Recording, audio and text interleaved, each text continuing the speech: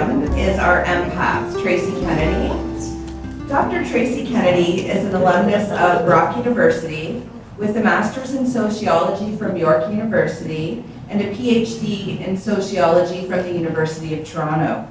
Her education in sociology, cultural studies, classics, literature, and arts and architecture stemmed from an early interest in people, what they are about, and their life experiences. Tracy is an empath, psychic medium, Reiki master, registered yoga teacher, published author, public speaker, and owner of the Spiritual Spa and Shiva Gyan Yoga in Niagara Falls. Tracy provides insight and guidance using her empathic abilities and has been reaching out and teaching empaths how to use their gifts and abilities for 6 years. Tracy's actually one of my mentors. She was one of the first people I reached out to for workshops when I started my journey 5 years ago, I think it's been. So let's welcome Tracy.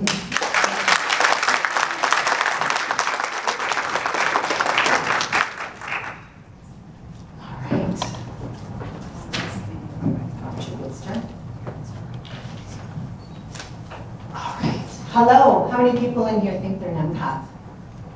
Of course, absolutely. I do believe that most of us are empaths. It is something that we all have a propensity for. So I have a whole bunch of things I want to cram into 15 minutes, and I'm already like, okay, I'm going to do it. But what is it? What's an empath? An empath is somebody who feels other people's emotions as if they are their own. This is different from feeling compassion for somebody. It's different than feeling sympathy for somebody or feeling sympathetic. It's different even than having empathy for a person. All right, because those are all emotions that you're having for another person, right? In response to something that's happening in your life. Perhaps it resonates with you because it's happened to you before. With an empath, you are feeling it. This is a first-person experience as opposed to that third-person, experience that I was just talking about. And for the most part, people will not realize that they're experiencing what the person beside them is feeling at that moment, right? So they think it's their own. So an empath is about, I feel you. And that's why I've used that hashtag for the title of my upcoming book. So how do I know I'm an empath? Well, here's some things. I do have a pamphlet in the back that has kind of snippets of the talk that I'm doing today, so you don't have to, I'm gonna have to write that down, I didn't write that down. I've got pamphlets written, so you're good. Here's some things with respect to my own experiences as an empath. I'll tell you right now, I cried at a lot of Kodak commercials when I was growing up. All right? We feel emotions very deeply, okay? And sometimes we might feel that the other regular people don't feel the way that I do. I seem to hyper-emote. And we do. We're pretty intense. We can have people that are intimidated by that intensity, okay? Whether it's, well, it's really about, we can make people uncomfortable because we know what's going on. We can feel them. And when people aren't comfortable with their own emotions and feelings, they'll run the other way. She sees me, she feels me, I don't even want to go there myself, right? Okay. Emotions can fluctuate throughout the day within 5 minutes, okay? So you might feel like you're on a roller coaster of emotion. You're fine when you left the house. I always use the grocery store. Amber uses Walmart. I use the grocery store, right? So you're in aisle 5 and you're fine, and all of a sudden you start to feel a little anxious and maybe a little bit angry, and then in your periphery you can see that there's a domestic happening in the aisle. A husband and wife are having a little argument. So you leave that aisle and you go into another aisle and you're minding your own business, and all of a sudden you feel so much better. And now I'm feeling nurturing. Now all of a sudden I want to bake a cake or something. Look, there's a woman there with her baby and she's, doing her thing and doting on the baby. So you are picking up all sorts of things as you're going. And it's not, you don't know. Until you know, you don't know. Okay? So we carry a lot of excess energy. I always like to use Beavis and Butthead on Red Bull. Okay, so the whole inside just feels like, oh my God, too much, all right? Right? So all of the ladies are talking about grounding, and I'm not going to go there because I know that grounding is important. We'll talk about other ways that you can deal with that. We can cry for no reason, and it's not necessarily an ugly cry. It can just be a little bit of a but sometimes just the tears rolling. You're like, what's happening? And then it's something in my eye. It's a way of releasing emotion that you don't realize that you're carrying. I'm fidgeting. Lower back pain, okay? Issues in the reproductive area. So heavy menstrual cycles, endometriosis, challenging delivery during childbirth, all sorts of things. Introverted tendencies. How many hermits are there in here? There's a few, okay? So typically we are introverted. We have our moments of socialness. You're seeing my socialness today. This is it. When I go home, I'm hermiting myself again. But we need that time to be by ourselves, okay? So having that hermit tendency is pretty normal for an empath. We forget our own self-care. Okay? We like to take care of other people, and we're not so good at remembering to take care of ourselves. So what are the kinds of things that I feel as an empath? Obviously, the first thing you're going to feel is people, the individual, okay? So I mentioned some examples already. The first time you'll notice it, that we notice it, is in our family unit as children, okay? Whether you come from a home that's very emotional, both positive and negative emotions, or you might have come from a home that is very aloof and not very expressive. But regardless, at that, as children, we pick up, our parent is this, or our sibling is that. And that's kind of the, one of the first places it starts. So also think about how you feel with groups of people. So here's an example here. We're with a group of people. What does your life feel like, right? School, volunteer organizations, your hockey team, grocery stores, concerts, theme parks, all of that stuff where there's lots of people, right? And we're going to feel a lot of energy. Again, a lot of people are selective with where they go and how many people, some people won't go to places with a lot of people. It's just too much. So, global events, natural disasters, terrorist attacks, social protests, wars. These are things that we might feel because we are all connected to each other as humans in the collective consciousness. So you might feel something, I don't know, I feel this weird impending doom. There's a little bit of precognitive stuff going on there as an empath. But even as it's happening throughout the day, you're working or whatever, and you just have this, I don't know. A lot of people I talked to after 9/11, for example, woke up that morning, what's going on? Okay, so those are kind of things that you can have a heads up about. Objects and things, Carolina talked about psychometry, all right? We either love an object or we are extremely repelled by it, okay? So we have to feel out the energy before we bring that secondhand object home, or if it's a gift from somebody, I'm sure, I know everybody has that example of a gift they got from somebody and you just, I don't know, man, that energy is weird off this gift. Whether there's something, different behind it or the motivation is off and you can feel it. Places and spaces, buildings, houses, land, property, okay? Animals and insects, right? Empaths love animals, sometimes more so than humans.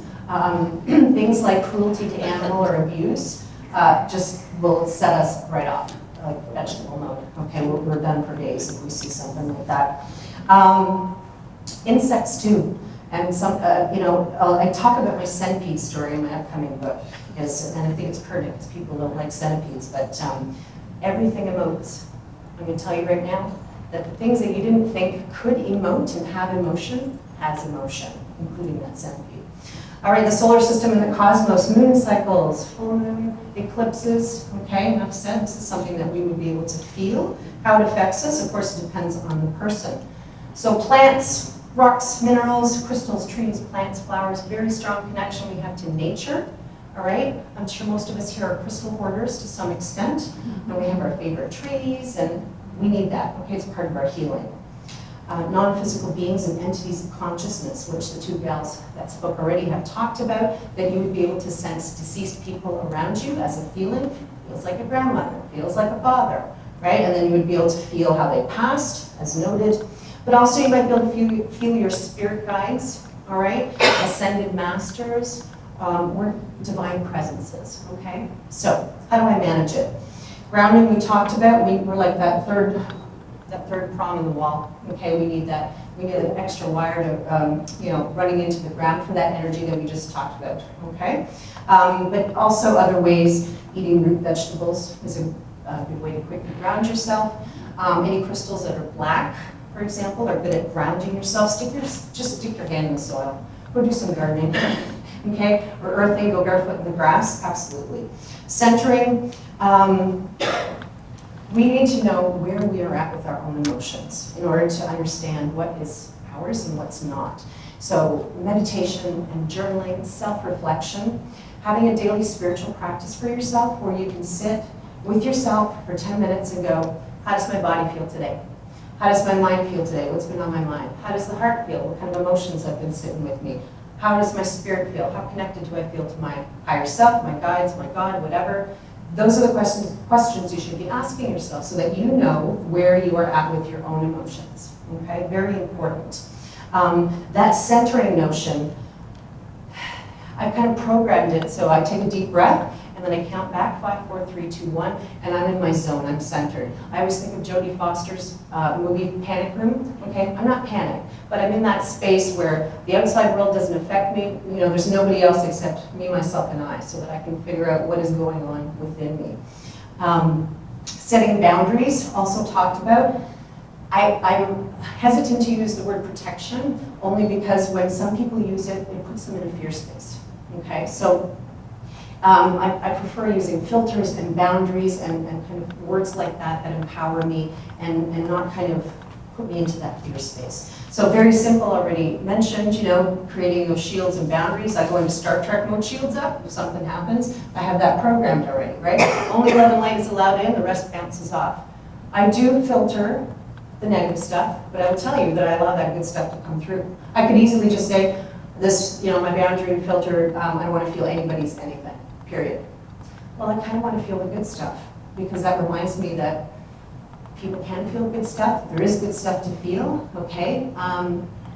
And there's something about tapping into that vibration, when somebody's feeling love or joy, and we need that. We kind of need that as our own booster juice in that sense. Okay, so I don't filter that out. I like that. I want to feel that. Learning focus and meditation, as we mentioned.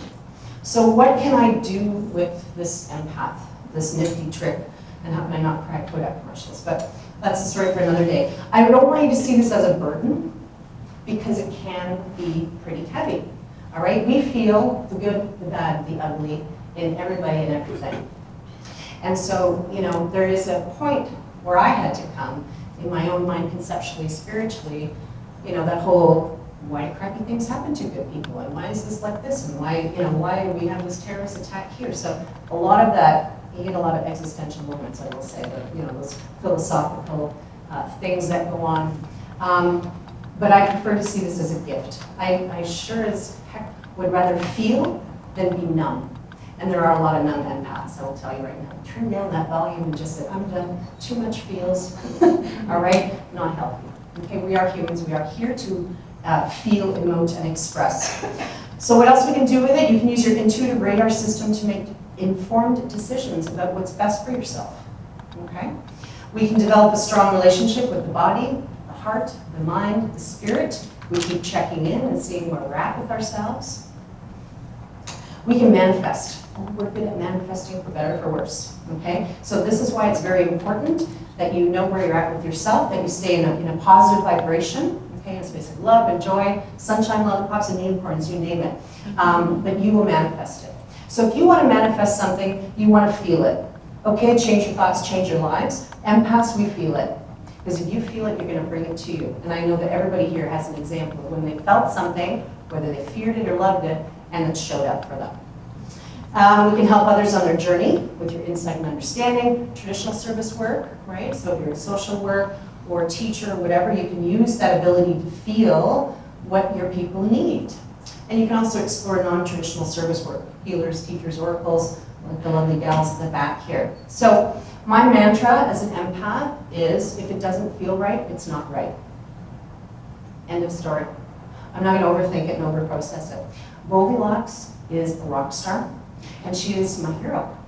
Too hot, no thanks. Too cold, no thanks. Just right.